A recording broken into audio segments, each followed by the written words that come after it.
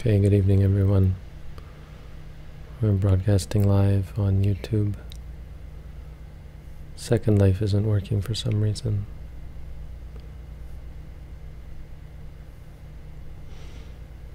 Tonight we are going to I'm just going to answer questions. We got a lot of questions.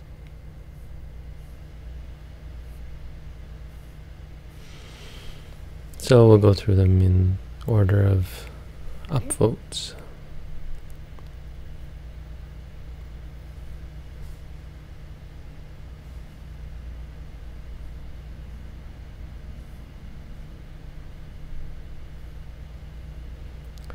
There are three kinds of suffering: pain, change, and conditionality. I have understanding of pain and change, but could you explain conditionality? I think you might be referring to dukkha dukkha, viparinama dukkha, and sankhara dukkha. So yeah, I wouldn't translate sankhara dukkha as conditionality, but I understand where you're coming from. Sankhara means formation, that which is constructed is a sankhara, so something to do with conditionality, but the point is something is stressful in the sense that you have to work to maintain it. Like the happiness of our living place. We take out a mortgage on a house and you have to work very hard, and it almost doesn't seem worth it because all the time you spend working overshadows the comfort of living in a comfortable house. So in a in an ultimate sense, in meditation, this is about the calm and peace that comes from samatha meditation. When you practice samatha meditation, it's still dukkha, because it's something you have to work at. So the only thing that's exempt from this is nibbana, because nibbana is not something you work at. Nibbana, once it's realized, it's a sure thing.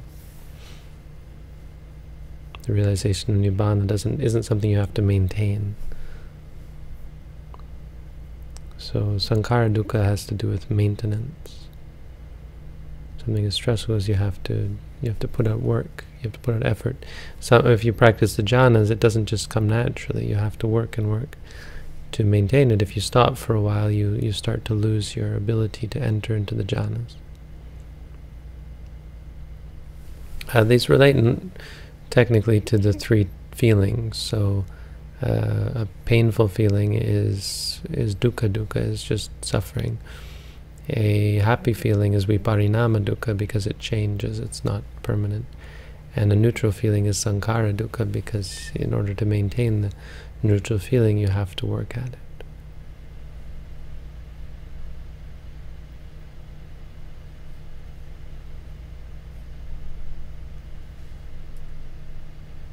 Oh, is the tab not going to work again? I think we have some evidence here that when everyone's looking at our questions page, it freezes. And people who are telling us that we have enough bandwidth are not correct. I don't know if I want to refresh this, or if I refresh it, I'm not going to be able to see all these questions. Let's try loading up another instance of it.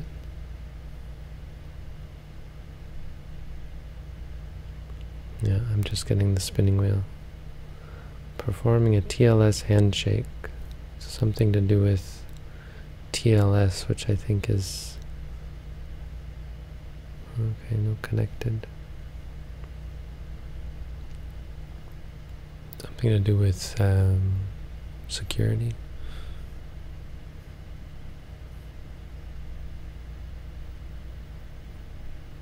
But yeah, our website is overloaded. That's what happens when a lot of people look at it. Maybe I can ask our organization to take a look at that. If there's anyone watching this, please make it clear that this isn't working. Maybe we need another, I've been talking about, we need another provider of something. One of our providers, some providers. I don't know, very vague. Okay, I'm going to go through these, but no guarantees. I disagree when you said about it being okay to eat or use animal products since the animal is already dead. Well, disagreement is allowed. If humans were raised on farms or tortured and killed and made into food for other humans to eat, would the same thought that dead is dead make it okay to eat them? Aren't we as Buddhists supposed to treat all sentient beings as equal and worthy of compassion? Well, the point is that a dead animal, a dead corpse, is not a sentient being. So that's the salient point, that you're not treating a sentient being in any way whatsoever. You're treating a dead thing as a dead thing. That's why eating meat is not a problem, or using product. If you're to eat human flesh, it's also not a problem. It's not the problem. It's a misattribution of guilt or of blame. The blame is on the people who are raising the animals or raising the humans on farms or whatever. And to then say, therefore, those people who eat the dead stuff or make use of the dead stuff are also to blame is just false. It's intellectual. You say, hey, look, you're involved with this, but the person's like, no, I'm not. I'm just making use of this dead stuff. Oh, something happened. Okay, it's working again, I think. Probably because everyone left the website because it wasn't working.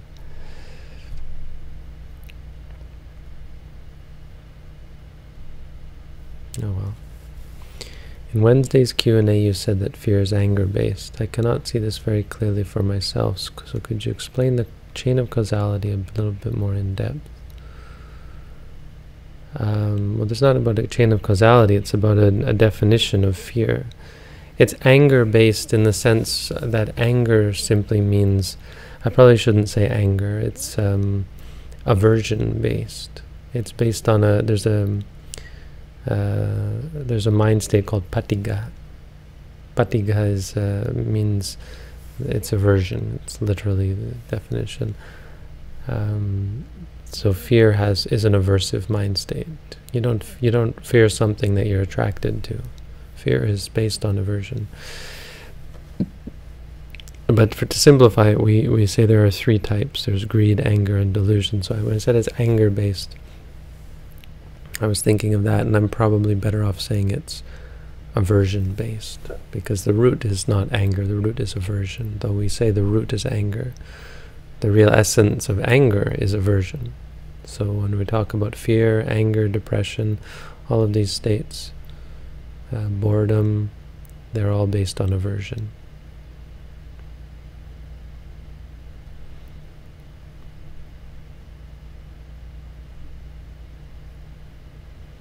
Does loving kindness, compassion, empathy come naturally with the practice, or does one need to cultivate them separately?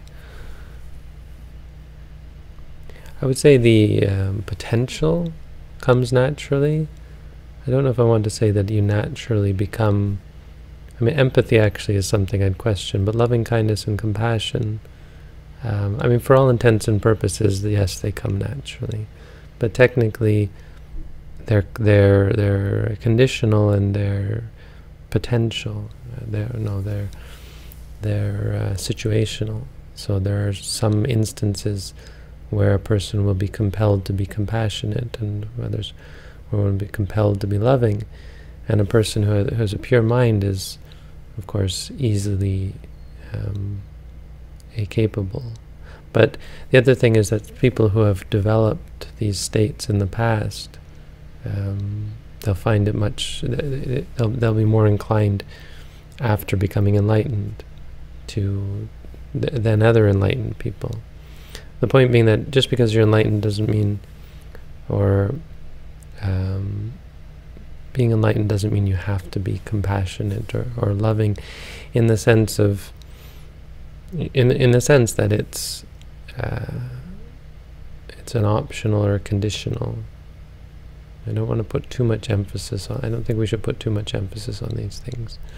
They're great, they're wonderful states, but they're not essential is the point. And so technically, an enlightened being could go through their lives without having compassion or loving kindness. I think, I'm not entirely sure about that. But practically speaking, yes, enlightened beings are, especially those who have to have dealings with other people who live in society, they tend to be loving and compassionate, naturally. So, but the point being that if you're a compassionate and loving person, or if you're in a situation where you engage in those states already, becoming enlightened makes it a lot easier. And once you're enlightened, you'll find that because of those habits, that's the sort of enlightened being you are. Not all enlightened beings are the same, is the point.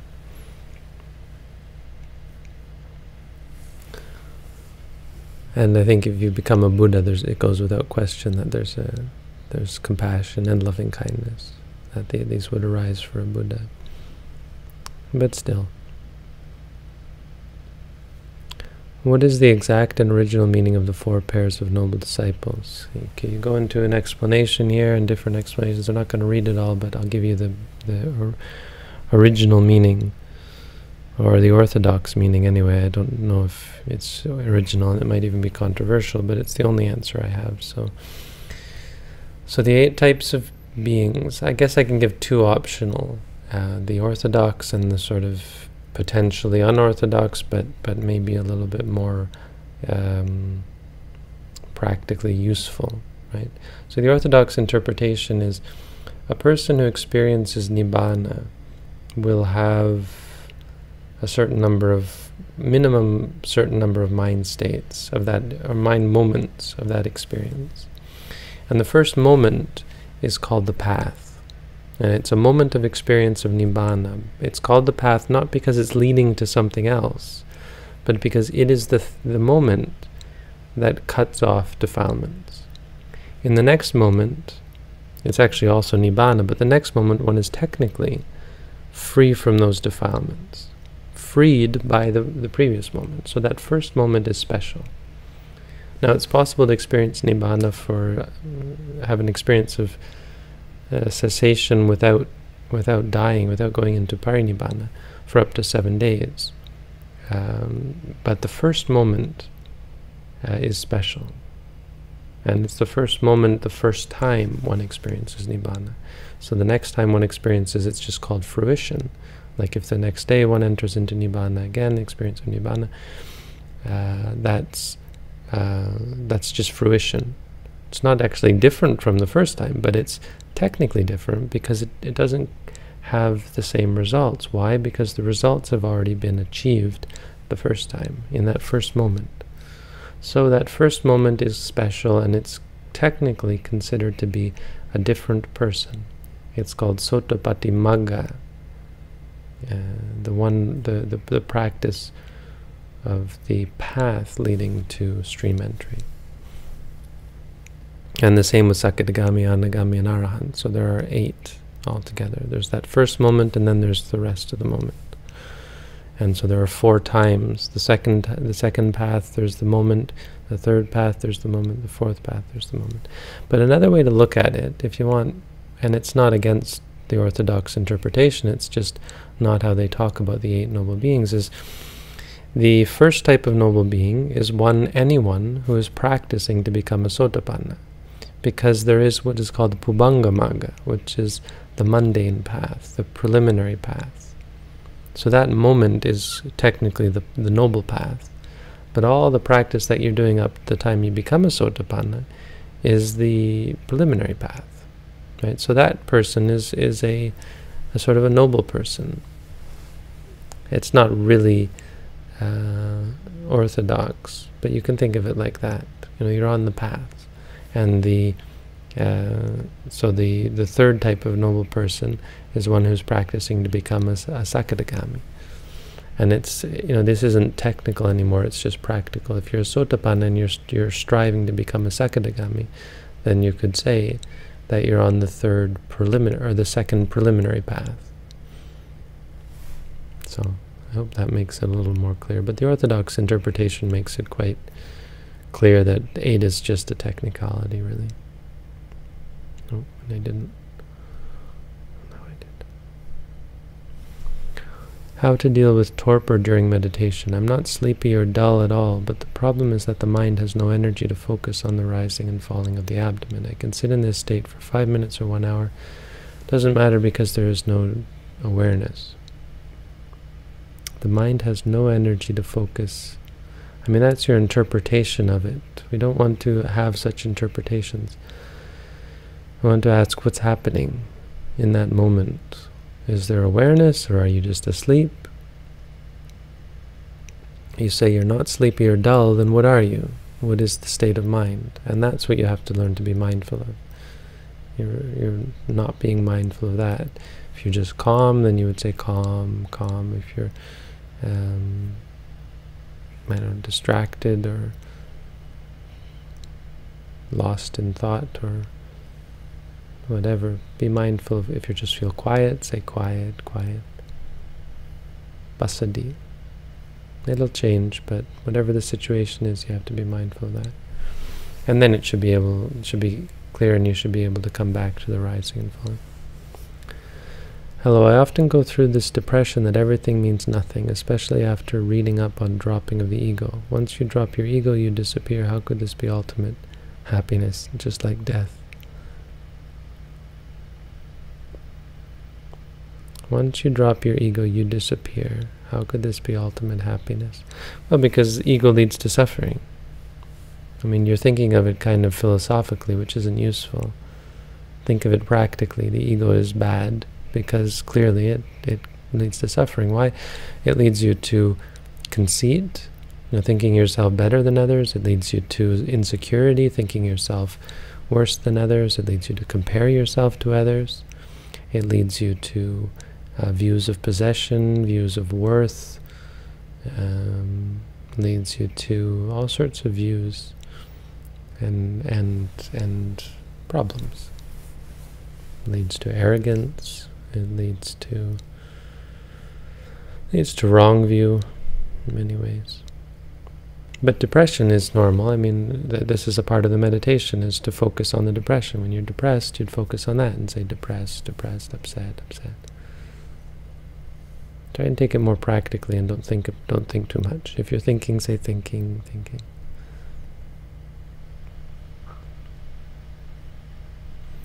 How do we ease the fear of death, worry, and anxiety? Recently, I have been struggling with some health issues. Well, I don't know if you've read my meditation booklet, but maybe that would help. I mean, I think it would, but I don't want to claim things without you having evidence yourself, so try it. I think you'll be pleasantly surprised. If you're already trying it, then, well, maybe read it again and get a clear picture, because fear is something you can be mindful of, so you'd say afraid, afraid. But try and do the exercises. If you really want, you could do a course. We have online courses, or you can come here and do a course. Should not one find defilements abhorrent and have an aversion to them? Well, aversion is another defilement, right? Some teachings tell us nothing is better or worse, it just is. Not quite. I mean, aversion is bad, but the point is, when you have an aversive mind state towards aversion, that's worse. That's where the snowballing comes. We're angry about our anger, we're frustrated about our frustration, we're afraid of our fear, and so on. And we're worried about our worry. All these things become a feedback loop, and it gets worse and worse and worse. The more I studied the Dhamma and try to stay with the precepts, I did not feel it was okay to have certain things in my life. I mean, that's fine. But the question is how you react to that. Do you get angry about it? Do you get frustrated about it? Because that doesn't help. And aversion towards anger is not what gets rid of anger. Wanting to be free from anger is great, but it's not enough. It's only through understanding that anger is a form of suffering, or anger is stressful. And it's not even intellectually, or not a shallow understanding. It's something that requires repeated observation to the point where you really get it deep down, that anger is bad for you. And when you see clearly that it's bad for you, you don't get angry anymore. So it's not about accepting moral mediocrity. It's about understanding your immorality to the point where you understand why we call it immoral, not just intellectually, but deep down. Having firsthand seen UFOs, highly coordinated light patterns, and having friends who've also seen them, what is the Buddhist take on them? I keep forgetting this. There's no Buddhist take on them, as far as I know. Sorry for the cop-out, but I don't really have an answer.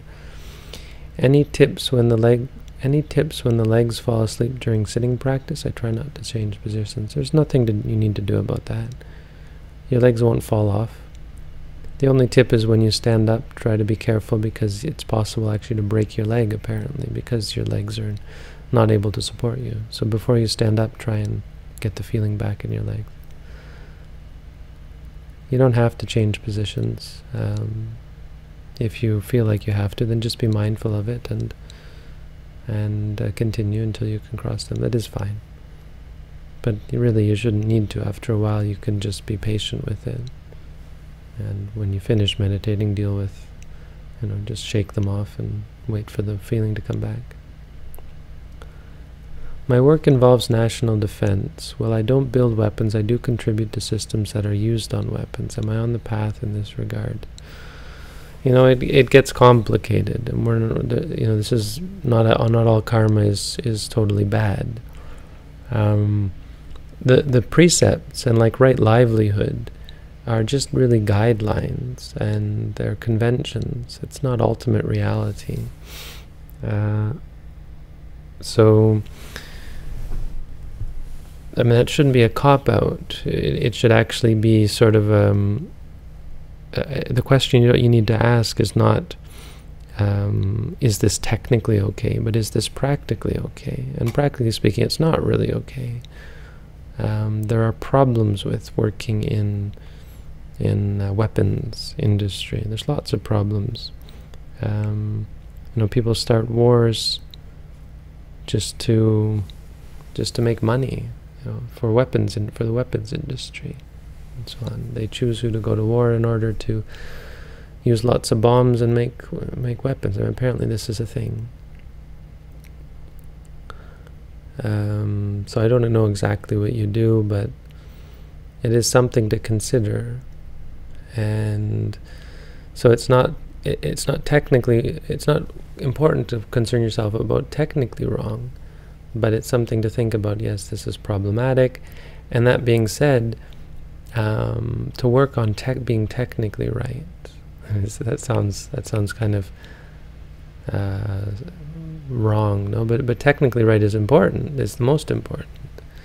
Are you technically right or are you technically wrong? And that has much more to do with your state of mind, with your intention, and you're clear that practically isn't the right word, but conventionally it's wrong to work in it's not defense, it's really more offense, but work in the weapons industry or in war industries, war-based industries. Conventionally. But the question is, technically, what are you doing? And if you're just working at a desk punching in numbers, then you don't have to worry about that. The point of the precepts is, if you're actually selling, if I have a nuclear bomb and I say, hey, you want to buy my nuclear bomb? And I sell it to someone, that's wrong. It's still conventionally wrong, but there's so much technically wrong with that. And there's an inevitable sort of technical wrongness to that you can't escape it, and you can't just say, oh, well, I don't really mean to. No, you're selling nuclear bombs, or you're dealing with the weapons directly. But because we're working in systems that are far more complex, technically, we're able to avoid guilt, avoid blame. That being said, conventionally is not something to be ignored, and so you consider that there are better things to be involved in, and it is problematic, and I'm going to come in contact with lots of people who have wrong livelihood, clearly, who are actually doing the weapon mongering and that kind of thing. So there's no clear answer, but I think it's useful to sort of separate technically and conventionally. Or technically would be like, yeah, technically is a good word, I think. Because technically you can, I mean, remember, we're not talking about changing the world. The people get up in arms about this and the whole eating meat thing because they're thinking in a much broader sense, and they're doing a lot of thinking about morality.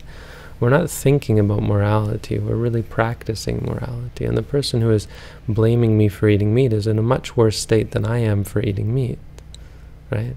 They're the ones with the immoral mind state from a Buddhist point of view, because they're pointing fingers at others and getting worried and getting angry and so on. All of that is the problem. It's much bigger problem than this person chewing on animal or human flesh, or this person punching in numbers, how many nuclear bombs they're selling and so on. I don't suppose you're actually selling nuclear bombs, but you get the point, hopefully. Is there anything I can do to increase my chances of becoming a monk in a future incarnation? Give monks robes. Find a monk and give them monks' robes. Find a good monk, hopefully, and give them robes. It's, I think, the best way. It's what I've always done. And look at me. No, I've thought, if you give robes, it's a good way to ensure you stay in the robes. It's a good way to ensure that you'll be in the robes in the future. I mean, there are other ways. What's related to having the opportunity? They talk a lot about giving robes, though. And if you give robes, it's very easy to find the robes to become enlightened. Like, I have this story of this woman who tried to become a nun, and very hard for her for it to work out and to find anyone who would ordain her. And then finally we got to the point where she was ready to ordain. We're doing the ceremony, and it turns out she doesn't have the right robes. She's got 2 lower robes. So I told her to go get one of my bed sheets, an old bed sheet that I wasn't using, and it was in a corner of my room, and she put that on, and that's how she ordained this dusty robe. And again, I'm supposed to press this button, right? Press this button, answer the question, press that button. What is different between 5 precepts and 8 precepts? The 8th precept, the 3rd precept becomes no romantic activity, and it adds 3 more precepts on top of that, which are only eating in the morning, no beautification or entertainment, and having a simple bed, sleeping on the floor mainly.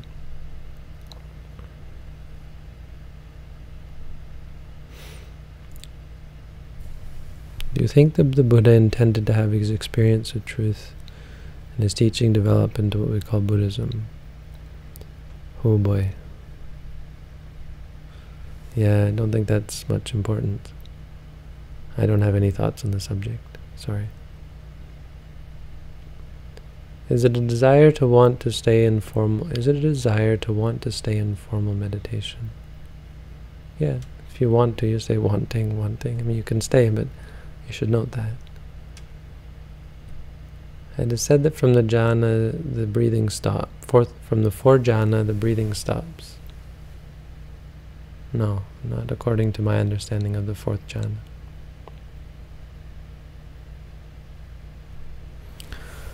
Okay, I took medication, vitamin D2. I don't know what vitamin D2 is, and you find yourself getting drowsy and feeling weak and somewhat agitated overall.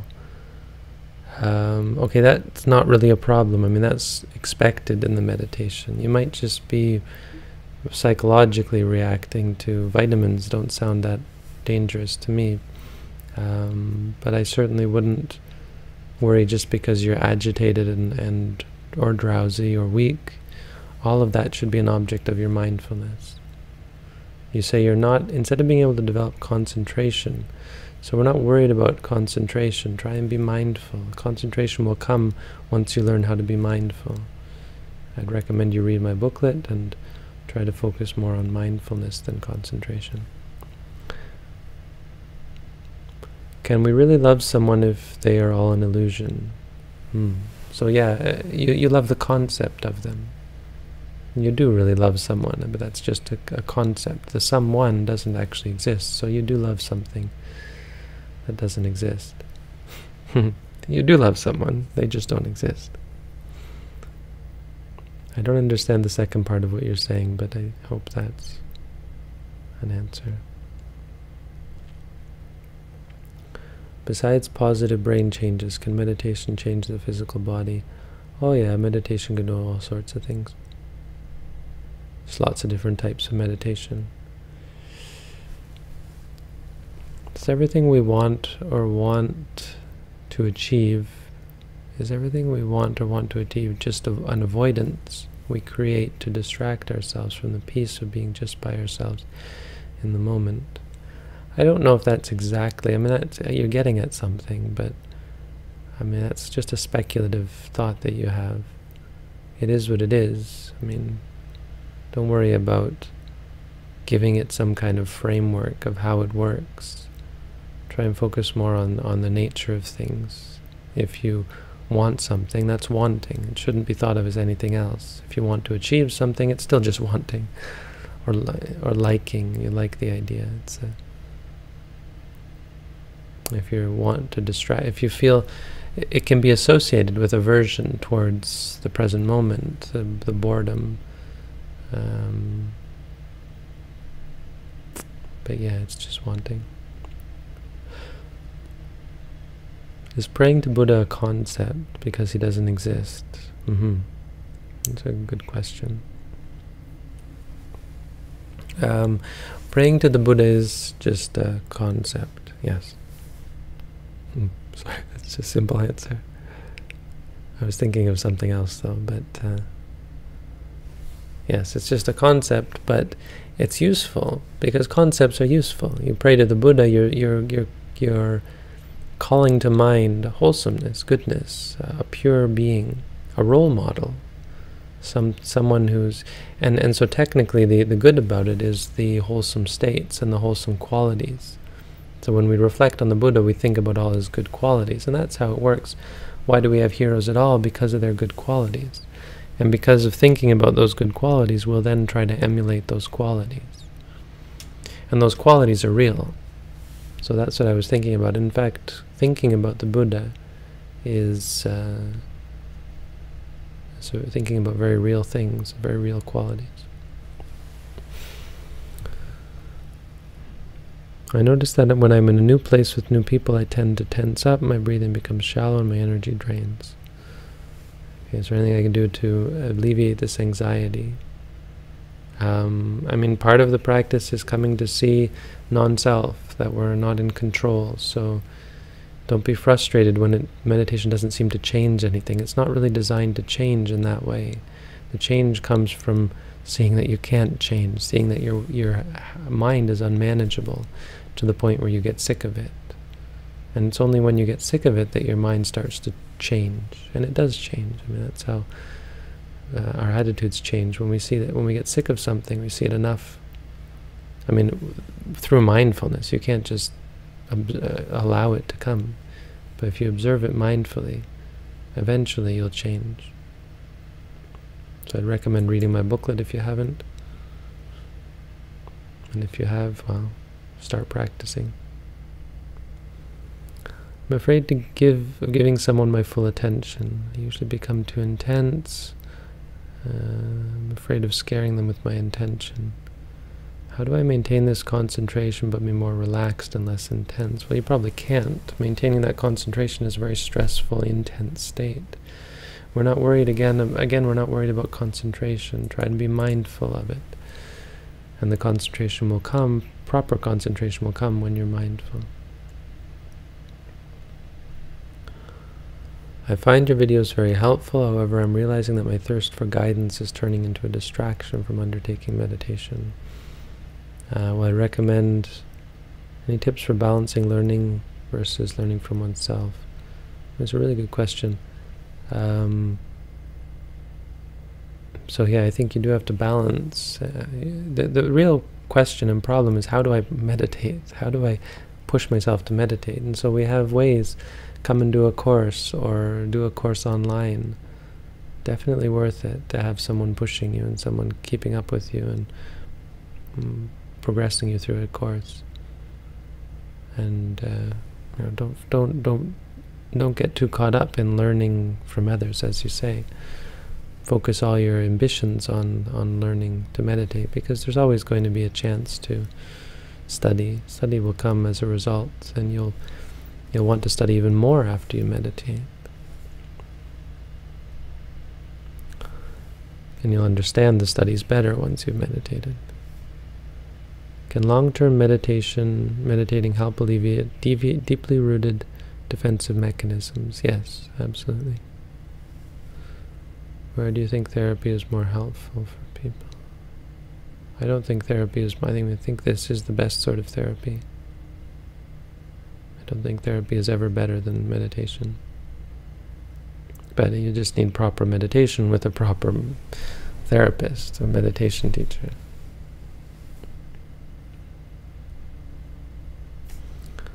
Will your book, How to Meditate 2, appear in German? I don't know, maybe. It's not even finished yet. I'm just dragging my feet on the last chapter. Maybe. How to Meditate 2 is more for advanced meditators who've done the course. It's not something you should really be reading unless you've really... I don't know. Maybe it's something that would be good after you finish the foundation courses. Maybe a good guideline.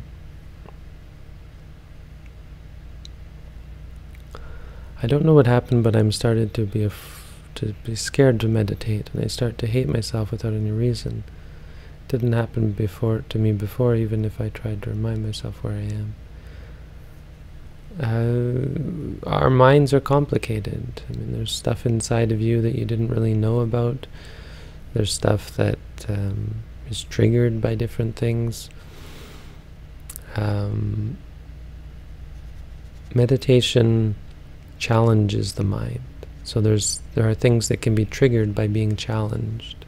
If we're never challenged, we never see the problems in our mind. Like a person who always gets what they want, say a child who is spoiled by their parents and then goes out into the world and has to work for a living, is in for a real shock. They're horribly unequipped to deal with the real world, right? Meditation is that only to the nth degree. I mean, it's the real world. The real world of experience. And that's the hardest. So, being scared of meditating, hating meditating, disliking meditating, hating yourself, these kind of things, many of them will come up in meditation. They're reactions, and they're what we're trying to learn about. We're trying to learn that these things are the cause of suffering. So just be mindful of them. Don't be afraid of them. Don't be concerned that they're coming up. Be glad that you're able to see your reactions and you're able to learn about them.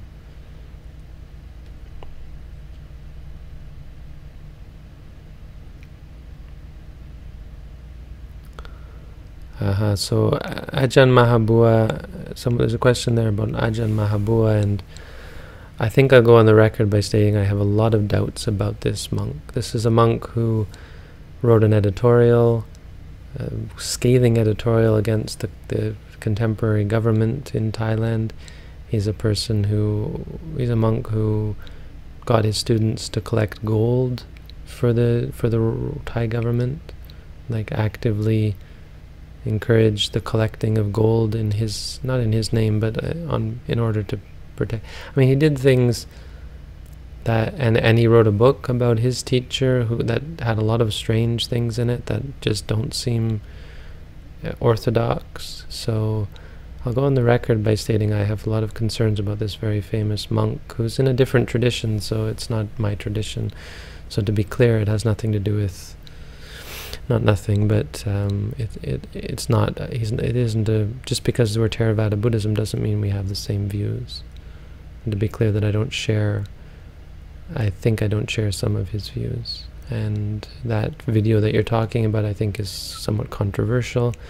And I have my skepticisms about the things that he said and about the sort of person that he portrayed in the video. Portrayed himself to be. How's that for controversy? As far as I understand, there is nothingness. We have no soul, so what part of us rebirths into a new life? The part of us that is. I mean, this is real. It's not nothingness, it's real. It's just not self. Stop thinking, start practicing. Non-self is an experience. It's an experience of things not being under your control. It's an experience of things not having a lasting core. It's about the things that make up reality not being anybody's. But they're still there. I mean, this is all still here. It's just not exactly as we think of it. I have a hard time understanding what is spiritual in Theravada, or am I missing something? Spiritual is just a word. I'm not really fond of it myself. I prefer religious. I know a lot of people hate the word religion and religious, but it's an excellent word. Religious means that which you take seriously. Or religion, is that what you take seriously? You're religious about something means you take it seriously. That describes Buddhism quite well. Buddhism is something you should take seriously. Spirituality, I don't really even know what it means. Something to do with the soul, I think. Not anything to do with us. Okay, meditation question. Good. Yes, of course. I get a lot of bliss and buzzed out feelings when I do samatha meditation. Well, I don't teach samatha meditation, so I don't have answers for you, sorry. You have to talk to your samatha meditation teacher, then hopefully you have one, because samatha meditation needs to be well organized, orchestrated, well supervised. Otherwise, because it's infinite. Samatha deals with concepts, and because concepts are infinite, the potential is endless. You can go crazy, you can enter into some messed up mind state. There are monks who have done this. You get caught up in something if you don't have a teacher. It's good if you want to practice samatha to stick to a very simple technique. But no, I don't have answers for you about it. I'm often criticized for being too quiet. From a Buddhist point of view, is this something I should try to improve on, be more talkative for the sake, not causing discomfort to the people around me? Well, I would say it's possible that if you're more mindful, you'll start to talk more. But it's also possible that if you're mindful, you'll just stop worrying about people getting upset about you not talking. You know, the Buddha said there's a story about this. I mean, it's a really good question. There's a story about exactly this. There's this one layman, and he wants to hear the Dhamma, and he brings his fellows to hear the Dhamma, and he goes to see Sariputta, and he says to Sariputta, "We'd like to hear the Dhamma," and Sariputta starts teaching him the Abhidhamma. And so you have the 13 unwholesome mind states, and then you have the, I don't remember, you have 121 mind states, and you have the 50 some mental qualities. I should know all this. 52 or 53, I can never remember numbers. And he goes on and on and on about all the various, and this man just gets up and says, "Stop, stop. Holy moly, I can't take this. It's too much. You're talking, too much talk. It's too much for me to remember." And he says, "Please forget I asked." And he gets up and he goes with his friends to he tries to find a monk who doesn't talk much, and so he goes and finds Rewata. I think it's Rewata. And Rewata is a monk who lives in the forest, and just doesn't get involved with people, and so he's very quiet. And he goes to see him, and he goes and sits with Revata, and he says, Revata, please teach, Venerable Sir, please give me a Dhamma talk. I went to Sariputta, and he just talked a lot. Too much talk. I want just a little bit of talk. And so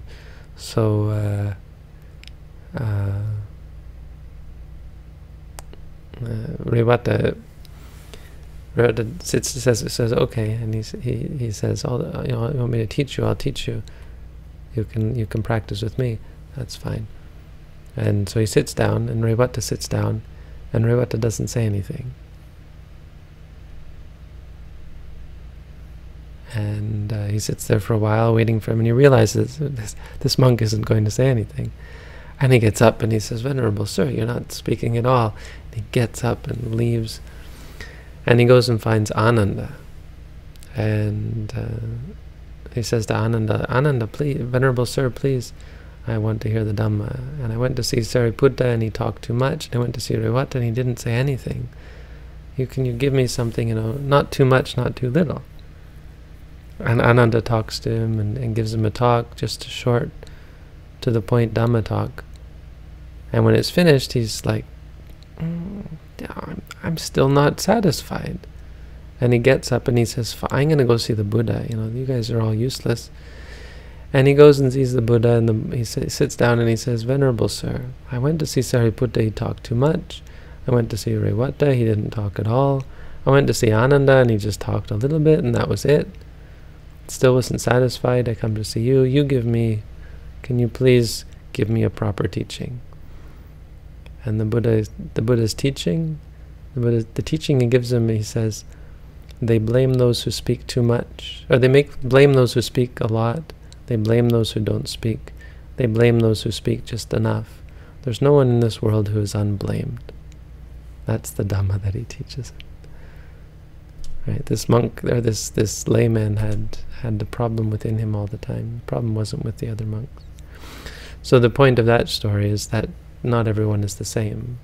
And if you don't talk a lot, that's who you are. It's potentially who you are. There could be reasons for it, and it could be that when you get mindful, as I said, you'll find yourself talking more. But it could be that you'll just find yourself less concerned when people get angry and upset, and you'll just find yourself gravitating towards situations where people are not demanding you to talk.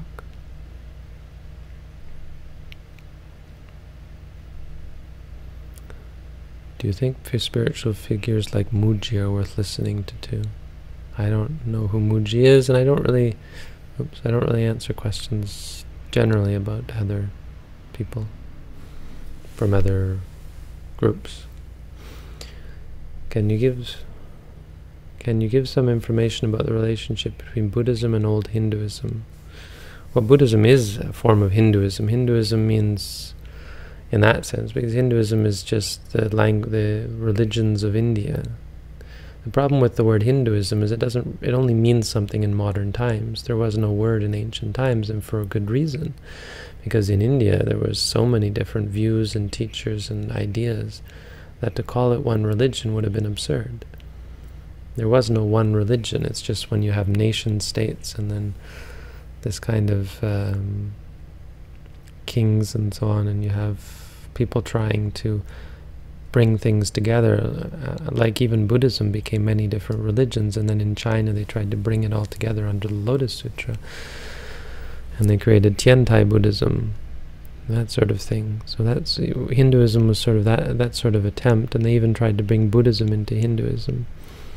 But in old times, all it means is the various traditions and teachings of India, and the Buddha was one of those. Doesn't make it any way related to any other group, it just means related geographically.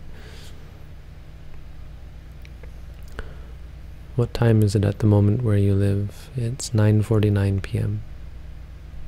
I live in Ontario, Canada. But I'm told that that's just relative, and that actually in space, time is, well, that would be absurd, right? Because in space there would be no time. It is just relative because it has to do with the Earth rotating, the Earth spinning. It doesn't actually mean anything. And that's it. I got through all the questions. Today we had something called Living Library. I was a living book at our university, along with the president of the university, and there was an author who came, somebody little. What was her name? Can't remember her name, but she was there. She's a famous author. She's a very famous author here. What's her book called? The Best Kind of People. The Best Kind of People. Right? No, it's not what it is. Best Kinds of People. Zoe Whittle. Zoe Whittle was here today at our university. It's apparently a very good book. And so what we do is we sat at tables and people came and talked to us. I'm another book because, so she was a book, I was a book, but I'm a book because my experience is considered to be unique and interesting to people. So I got to sit there, and it actually wasn't a very good turnout, I don't think. I only had a few people come and talk to me. But it's nice to be invited. It was quite an honor to be a living book for the day. Yesterday we had this ceremony in Toronto at the Chinese monastery, and it hit me. It's a Chinese ceremony, and they're doing these Chinese chanting in Mandarin, I guess. And then he invites the Tibetan monks to do chanting, and it didn't hit me at first, but as they were chanting, it hit me. This is a Chinese monk inviting Tibetan monks to chant Tibetan during his Chinese ceremony. It's quite meaningful, right? There's quite significance to that, I think. And it made me realize just how friendly the Buddhist communities are in Ontario. We have a really good Buddhist community, thanks to the work of some really good monks to bring us together. I really appreciate the sentiment, even though we don't agree on our actual doctrines, many of them. The fact that we're able to come together and appreciate Buddhism and the Buddha and the Buddha's teachings is, I think, quite remarkable.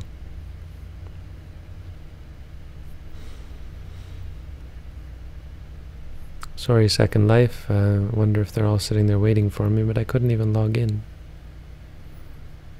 And hello, YouTube. 73 watching. Wow. I think that's a record. We have 73 people and a whole long chat.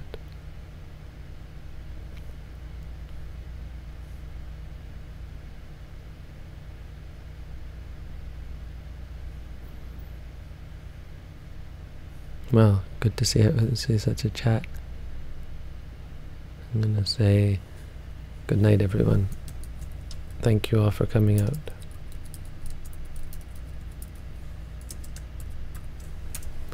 There.